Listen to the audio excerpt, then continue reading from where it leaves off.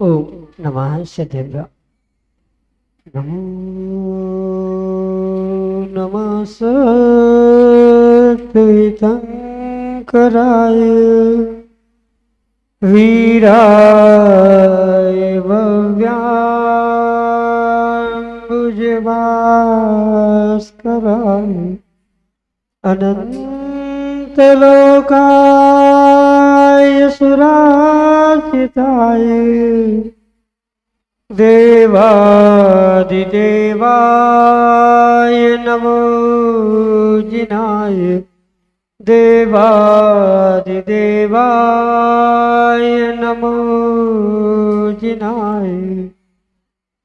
पंच परमेष्टि भगवान की परम पूज्य आचार्य भगवंत गणाचार्य श्री विराग सागर जी महाराज की परम पूज्य भट्टाचार्य आचार्य भगवंत गुरुवर विशुद्ध सागर जी मुनि महाराज की परम पूज्य मुनि श्री प्रसम सागर जी सुप्रभ सागर जी महाराज जी की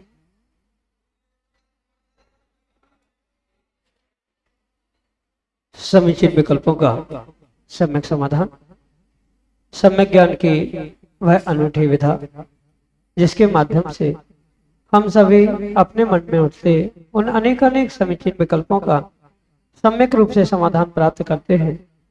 जो सम्यक समाधान हमारे मन को निर्विकल्पता की ओर ले जाने का कारण बनता है, क्योंकि मन की निर्विकल्पता ही आत्मा का वास्तविक सुख है। और ऐसे आत्म कल्याण की अनूठी विधा परम पूज्य आचार्य भगवंत गुरुवर विशुद्ध सागर जी महाराज के मंगल सुभाषित से परम पूज्य मुनि श्री सुप्रभ सागर जी महाराज द्वारा प्रतिदिन आपको प्रदान की जाती है। तो आप भी प्रसाद करें और अपना समीचीन विकल्प भेजते हुए परम पूज्य मुनि श्री से उसका आगम के परिप्रेक्ष्य में सम्यक समाधान प्राप्त करें। प्रारंभ करते हैं आज का सम्यक समाधान। और आज के पहले विकल्प के लिए छिंदवाड़ा मध्य प्रदेश से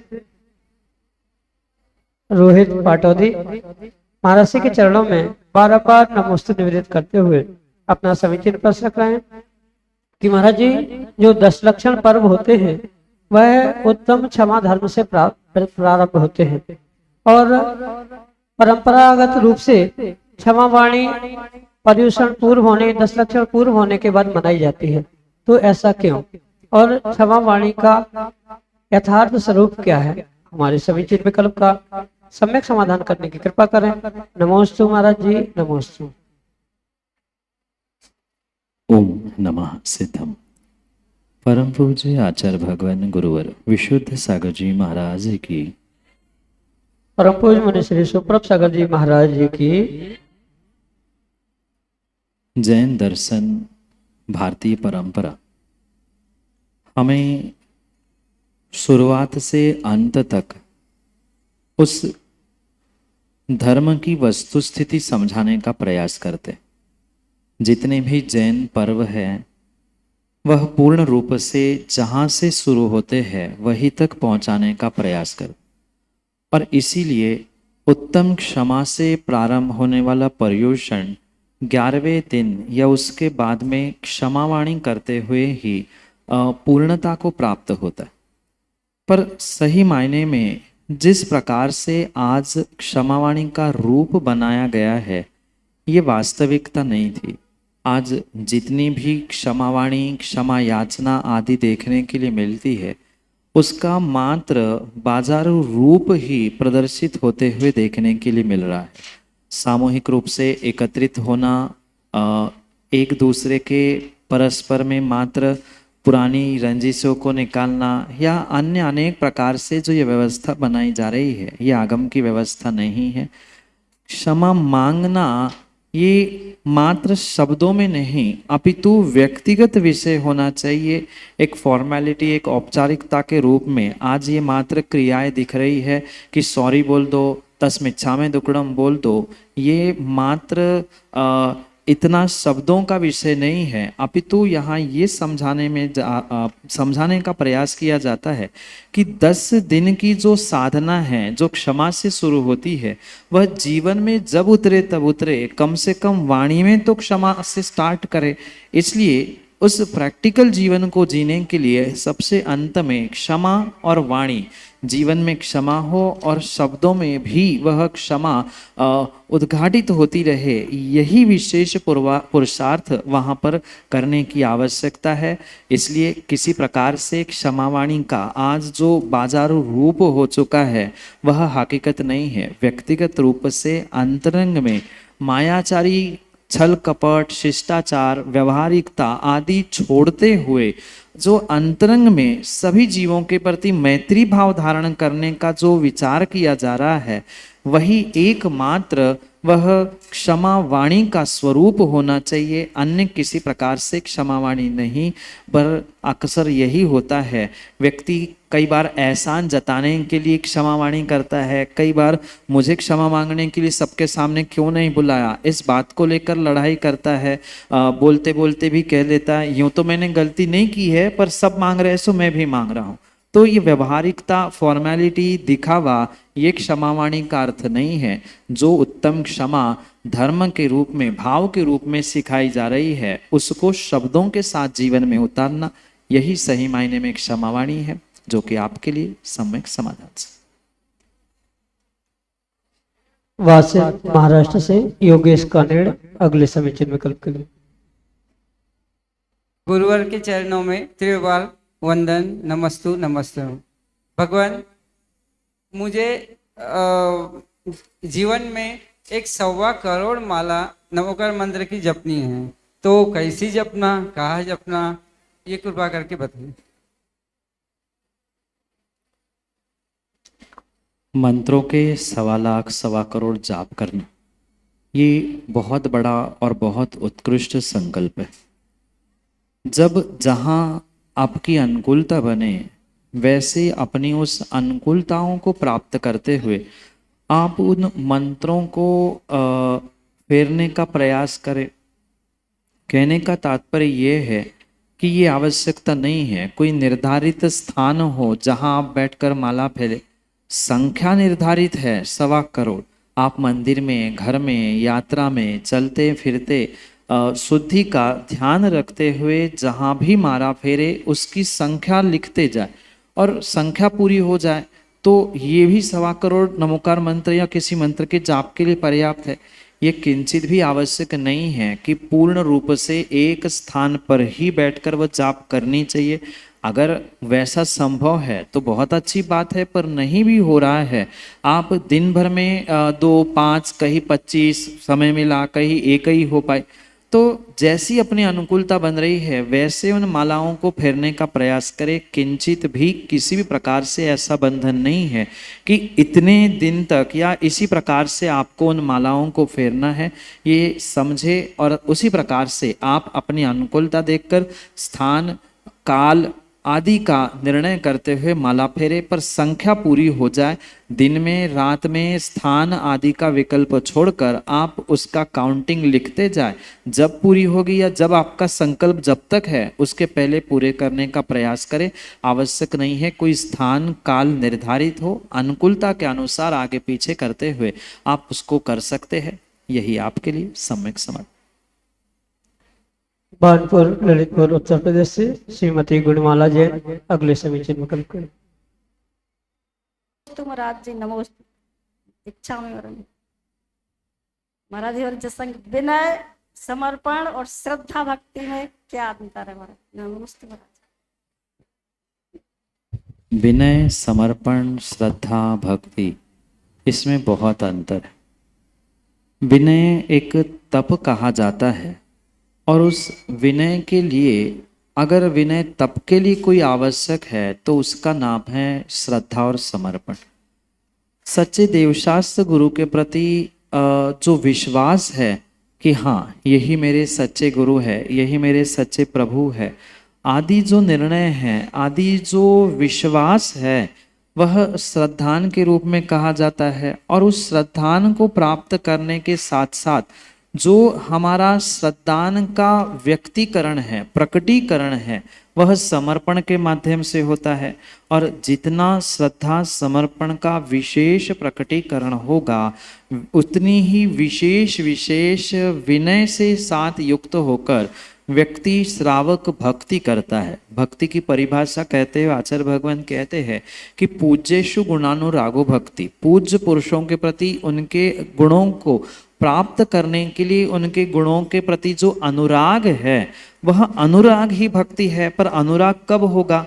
जब उस पूज्य पुरुष के प्रति हमारा श्रद्धा और श्रद्धा की अभिव्यक्ति रूप समर्पण होगा।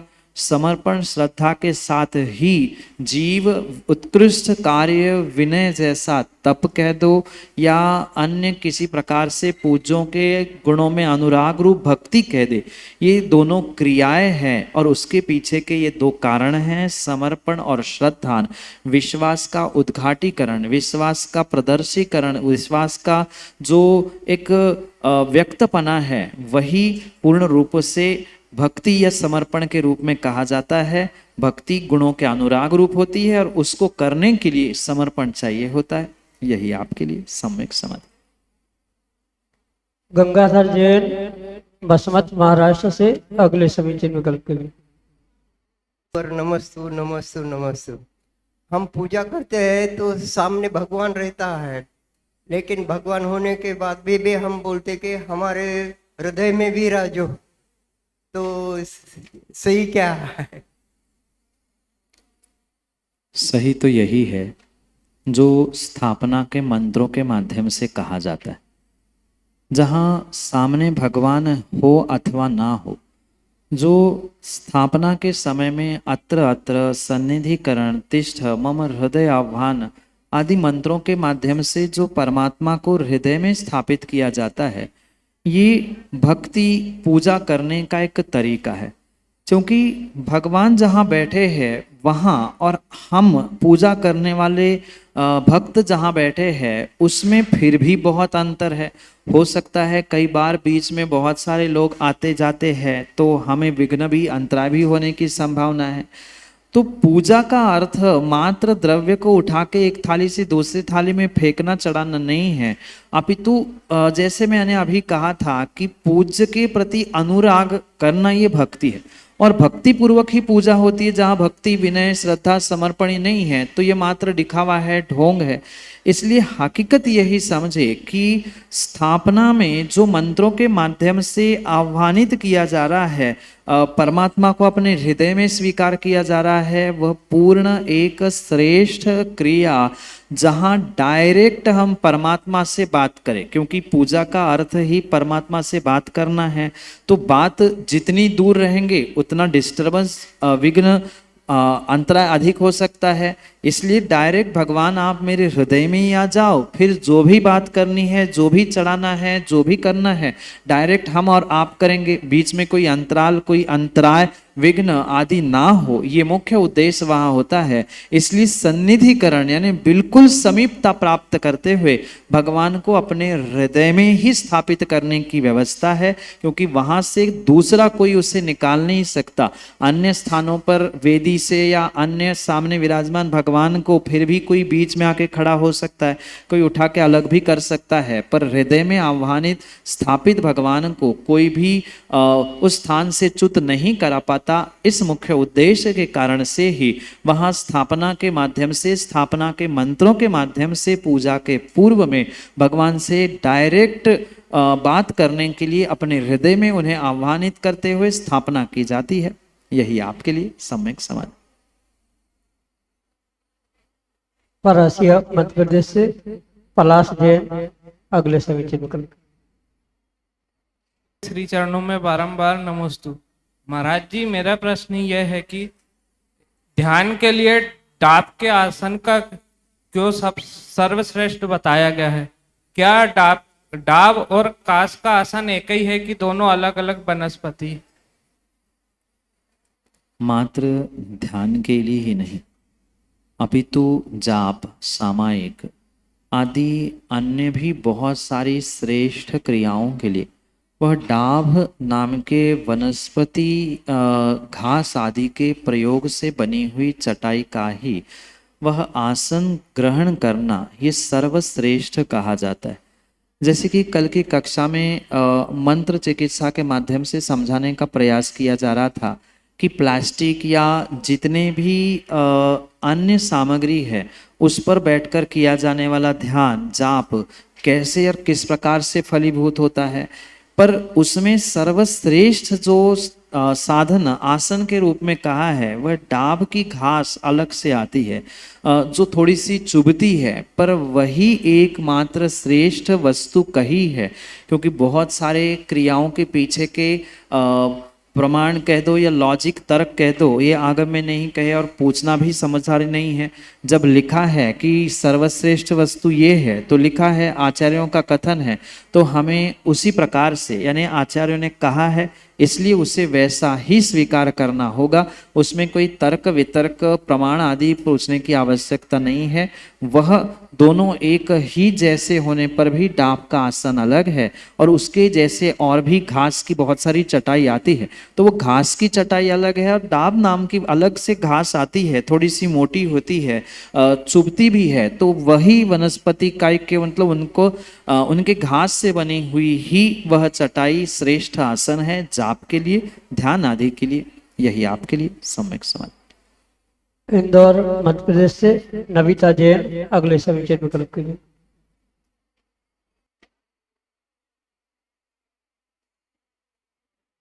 हेलो, गुरुदेव के चरणों में बारंबार नमोस्तु नमोस्तु नमोस्तु भगवान शुल्लक जी के चरणों में इच्छामि इच्छामि। मुनिषी मेरी शंका है कि पंच परमेष्ठी जी की जो आरती होती है उसमें छठम 11 प्रतिमाधारी की आरती और इसके बाद फिर 7वीं आरती बाहुबली स्वामी की, तो ये क्रम सही है, ये आरती सही है? कृपया समाधान करें। माँ, वर्तमान में बहुत सारे आधे अधूरे ज्ञानी अपने ज्ञान की अपच के कारण जिनवाणी के बहुत सारी व्यवस्था, काव्य, पूजा पाठ, मंत्र आदि में बदलाव करने का प्रयास करते। जैसे जो प्राचीन पूजा और आरती आदि प्राप्त होती है, पंच परमेष्ठी की आरती, उसके बाद शुल्लक जी की, उसके बाद मतलब 11 प्रतिमाधारी, फिर जिनवाणी की, यही क्रम है। वर्तमान में सुधार करते हुए छठी आरती और किसी की 7वीं और किसी की 8वीं 9वीं 10वीं आरती तक लोगों ने बनाई है, पर प्राचीन कवियों ने आगम के अनुरूप ही जो आचार्यों ने व्यवस्था बताई थी उसी के अनुसार ही ये व्यवस्था बनाई थी। तो पंच परमेष्ठी के बाद जो उत्कृष्ट श्रावक 11 प्रतिमाधारी स्वीकार किया जाता है, श्रावक हो, श्राविका हो, शुल्लक शुल्लिका आदि क्यों ना हो, पर चूंकि वे पूर्ण रूप से उत्कृष्ट श्रावक है और उत्कृष्ट श्रावक की आरती करने में कोई दोष नहीं है, ये कहीं ना कहीं वर्तमान में ऐसी विडंबनात्मक स्थिति बनाई गई है कि श्रावक की कैसे आरती की जाती है। अगर माँ श्रावक की, उत्तम श्रावक की आरती नहीं की जा सकती है तो भाई दूज को भी, रक्षाबंधन के दिन भी आपको किसी भाई बहन को पर आरती नहीं करना चाहिए। इतना ही नहीं, विवाह के समय में घर में कोई दामाद भी आता है, कोई अतिथि भी आता है, तो उसकी भी आरती उतारी जाती है, फिर तो वो भी मिथ्यात होना चाहिए। जो श्रावक उन 12 व्रतों को, उत्कृष्ट व्रतों को धारण करते हुए उस उत्कृष्ट अवस्था को प्राप्त कर चुका है, तो उस श्रावकोत्तम की आरती करने में तदरूप कोई दोष नहीं है। पंच परमेष्ठी सामने है या अन्य किसी प्रकार से हम उसकी विराधना, असाधना आदि विकल्प ही कर सकते हैं, पर हकीकत यही है कि जिनकी जैसी मर्यादा है, मर्यादा के अनुसार कार्य करे। उनके गुरु मतलब किसी शुल्लक शुल्लिकाओं के गुरु आचार्य भगवान वहां विराजमान है, तो अलग से उनके लिए आरती करना उचित नहीं है। शुल्लक शुल्लिका गुरुओं के सामने आशीर्वाद दे, ये बात व्यवस्थित नहीं है, पर सामान्य रूप से अलग से आप उनको अर्घ्य भी चढ़ाते हैं, चौके में पात्रक्षलन करना, उनका शुल्लकों का श्रावकों के लिए धर्म वृद्धि का आशीर्वाद देना, ये तो बात बनती है। पर आचार्य भगवंतों के सामने उनकी अलग से आरती करना या उनका श्रावकों को अलग से आशीर्वाद देना, ये बात गलत है, उचित नहीं है। पर जो क्रम लिखा है पांचों परमेष्ठी की आरती, क्योंकि पांचों परमेष्ठी हमेशा सामने हो आवश्यक नहीं है, जो क्रम पहले चलता था वही क्रम आगम का सही क्रम है, उसमें किसी प्रकार से सुधार करने की आवश्यकता नहीं है। यही आपके लिए सम्यक समझ। नागपुर महाराष्ट्र से सागर टड़ैया अगले समीचीन विकल्प। भगवान नमोस्तु भगवान। महाराज जी, अगर कोई व्यक्ति रात के समय शराब पीता हो या परस्त्री गमन या वैश्यागमन करता हो और अगले दिन मंदिर जी में बड़े हर्ष के साथ प्रसन्न होकर यानी सच्चाई से भगवान का अभिषेक करता है, पूजन करता है और पूरी क्रिया करने के बाद भगवान के समक्ष खड़े होके तस्य मिच्छामि दुक्कडम बोल के घर चले जाता है, तो ऐसे व्यक्ति को कितना पुण्य मिलेगा और कितना पाप लगेगा, और ऐसा व्यक्ति अगले दिन अभिषेक करने लायक है कि नहीं है? नमोस्तु होगी। जैन धर्म की बहुत सारी बातों में, बहुत सारे सिद्धांतों में विवेक लगाने की आवश्यकता है। किसी व्यक्ति को जाकर 4 थप्पड़ मारो और तस्मिच्छा में दुक्कडम कह दो, सॉरी कह दो, गलती हो गई, फिर नहीं करेंगे, फिर दूसरे दिन वही करना, ये बात किसी भी प्रकार से उचित नहीं है। ठीक है, गलती एक आध बार हो गई, उसका सुधार आपने अभिषेक, पूजन, दान आदि करते हुए, उसके उपरांत तस्मिच्छा में दुक्कडम कहते हुए कर लिया, पर प्रतिदिन अगर वही रूटीन बनाया जा रहा है तो ये तो कोई बात नहीं बनती। एक आध बार गलती हो गई, उसका प्रायश्चित होता है, उसके लिए आपने की गई या उस व्यक्ति ने अभिषेक पूजन किया, तस्मिच्छा में दुक्कडम किया, पुनः गलती नहीं करूंगा, यहाँ तक तो फिर भी समझ में आता है।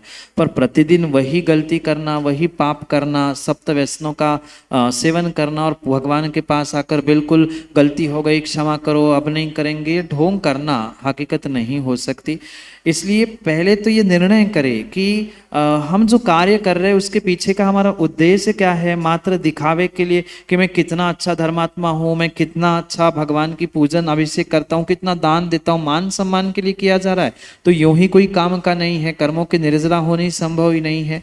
और ये उस व्यक्ति के व्यक्तिगत भाव, दिखावा आदि समझते हुए ही पक्का निर्णय किया जा सकता है कि हकीकत क्या है, उसकी गति क्या होने वाली है। सामान्य रूप से सबका एक जैसा ही कार्य हो या सबके लिए एक जैसा ही फल मिले बिल्कुल भी आवश्यक नहीं है। जिसके जैसे भाव है, मायाचारी छल कपट के साथ दिखावे के या हकीकत में उसे गलती का एहसास हो रहा है, उस पर डिपेंड करता है कि उसकी आने वाली गति, आयु, कर्म बंध आदि आदि क्या व्यवस्था हो सकती है। उसी प्रकार से उसके विषय में समझना होगा। पर ये बात आगम के परिप्रेक्ष्य में बिल्कुल भी सही नहीं है कि जब चाहे गलती करे, भगवान के सामने जाके सॉरी कह दे, तस्मिच्छा में दुक्कडम कहे। जब तक बुद्धिपूर्वक गुरु से प्रायश्चित आदि नहीं लिया जाता, तब तक ऐसे सप्तव्यसन जैसी गलतियों का प्रायश्चित या उसका प्रक्षालन नहीं स्वीकार किया जाता। यही आपके लिए सम्यक समाधान। छिंदवाड़ा मध्य प्रदेश से हर्षल बढ़ जाते अगले समिति में करते हैं।